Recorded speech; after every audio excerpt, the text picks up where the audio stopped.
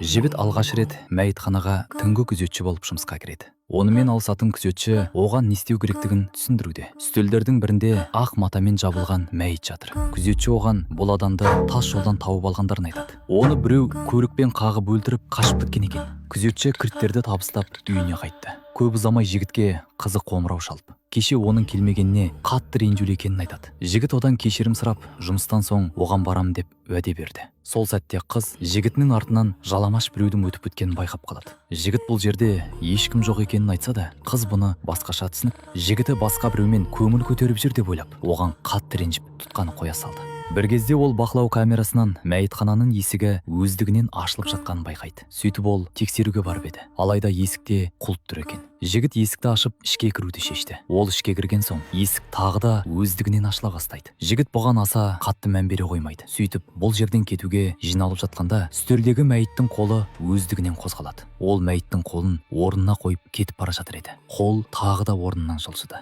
Кенет жарық өшіп қалады. Ал сыртқа шығайын десе, есікті біреу құлыптап кетіпті. Жігіт терезе арқылы шығуға тырысып жатқанда бір дыбыстарды естіп артына қарады.